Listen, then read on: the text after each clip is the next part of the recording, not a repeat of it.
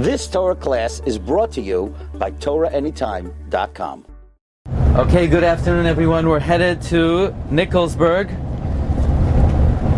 to the kever of Rav Mokulov of Nikolsburg and Rav Mordechai Bennet. I would like to share with you perhaps the most stirring story that you'll hear on the whole trip, and this will give you an understanding of where Rav Mordechai Bennet is buried. And it's an amazing controversy, a very stirring controversy, and something very mysterious. Rav Mordechai Bennet lived from 1753 to 1829. He was the acclaimed Gadol Hadar. However, when he died, he could not be buried in Nikolsburg. He had to be buried in Liechtenstadt. And here's how it all happened. When Rav Mordechai Bennet was 60 years old, Rav Mordechai suffered from severe ailments. They grew steadily worse. And then finally in the year 1829, Rav Mordechai Bennet passed away at 75 years old. Rav Mordechai, in his final year, was sitting secluded in a chamber, a cheder within a cheder, learning the Kabbalah, learning the secrets of the Torah. And his illness begins to overcome him, and the doctors say, Rav Mordechai, you need to go to Carlsbad. You know what Carlsbad is? Carlsbad is the mineral baths. So they warn him, if you don't go to Carlsbad, you're forfeiting your life. Damecha b'roishecha. So Mordechai Bennet goes to Carlsbad. It's the middle of Tammuz, to drink the Mayim Chayim of Carlsbad. However, the accursed waters of the mineral baths enter his body. They cause him to suffer terrible cramps in the abdomen. They weaken his arteries, his ligaments, and he suffers for 17 days. The doctors try to cure him, but on Wednesday, the 13th of Av, he was nifter on the yard site of Megala Amukos. He dies in Carlsbad. What are they going to do with him? So the city of Nikolsburg sends word, he's our Rav, he needs to be buried in Nikolsburg. But the law of the land was, if you're going to move him to a far distance, he has to be embalmed. They don't know what to do. Should they bury him in Carlsbad? It's not even a Jewish city. So they decide they're going to bury him in Liechtenstadt, which was only a 2-hour away journey. And that's what they do. They bury him in Liechtenstadt. Meanwhile, the city of Nikolsburg is up in arms. Liechtenstadt, that's not his city. Liechtenstadt says there's a halacha.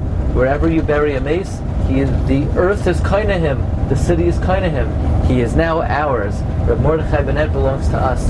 Nikolsburg said, what do you mean? He was our Rav. He even left in his tzava that at the very least that he would like to be buried in Nikolsburg, and if not Nikolsburg, at least the city of Prague. And this shaila of what to do with the holy guf of Rav Mordechai Bennet was brought to none other than the Chassam Sofer. And you could look in the Tshuvas Chassam Sofer, Chilek Vav, Siman Lamed Zayin. By the way, now we know it was also brought to 2 other Gedolim. It was brought to Rabbi Kiva Eger. It was also brought to Rabbi Shmuel Landau, the son of the Rabbi Yehuda. And very unusually, the Chassam Sofer writes that he's inclined to say that you can move him, but he stops short of definitively saying that he could be moved. So when the city of Nikolsburg hears that the Chassam Sofer sort of was not definitive, so they back off and they let it be. 7 months, and according to some 6 months pass, and all of a sudden the Chassam Sofer revisits the case, and now finally he writes definitively to Nikolsburg that he has decided that they should move his body, and this is his decision definitively, and they bring him to Kvura on the 12th of Adar in the year Taf Kuf Tzadik 1830 in the city of Nikolsburg. And it was always a mystery. The Chassam Sofer never hemmed, never ha. The Chassam Sofer always gave a definitive psak. In fact, the Chassam Sofer would say that he didn't need to bring rayas to his psak. Whatever his psak was, that is what they agreed to in the Shemayim. He doesn't need rayas. Whatever he says, in fact, the Chassam Sofer says only 2 times he ever retracted a psak. And both times that he retracted his psak, he was wrong. He got it right the first time. So why was the Chassam Sofer unsure, so to speak, of the psak over here? So there's a sefer Maroim Harim, And he brings the testimony of Reb Shimon Sofer, the son of the Chassam Sofer, that the Chassam Sofer was in the middle of writing the tshuva to allow to paskin that they should move from Mordechai Bennet to Nikolsburg. However, as he's completing writing the tshuva, suddenly the Chassam Sofer is overtaken with sleep, and he has a dream, and none other than Mordechai Bennet reveals himself in a dream to the Chassam Sofer. And Mordechai Bennet says, "Let me explain to you why I'm buried here in Liechtenstein. You see, many years ago I issued a psak to allow an engagement to be broken. And because I caused tsar to this lady, to allow her engagement to be broken, I am punished min hashamayim to be buried next to this girl who I allowed her engagement to be broken." And the proof is, says Mordechai Bennet, go take a look.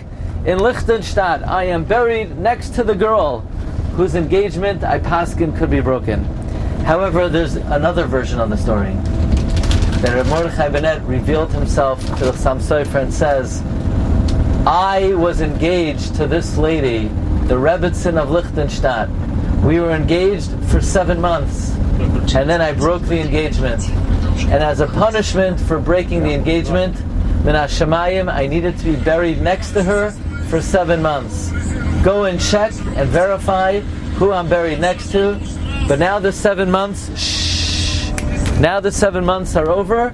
Now you could move me.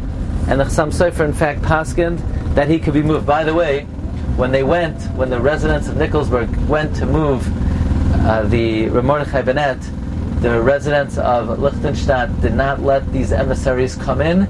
They hired hooligans, they hired a mob. It became a very great controversy. Finally, they had to get military protection to move the holy body of Mordechai Bennet, who was finally moved on the 12th day and buried on the 12th day of Adar, 7 months later in the year 1830. So this is the story of how Mordechai Bennet was finally moved from the city of Liechtenstein to Nikolsburg. So Mordechai Bennet, he passes in Carlsbad. He's first buried in Liechtenstein, and finally he's buried in this city that we're headed to, in Nikolsburg. Utehei menuchasai kavod. You've just experienced another Torah class brought to you by TorahAnytime.com.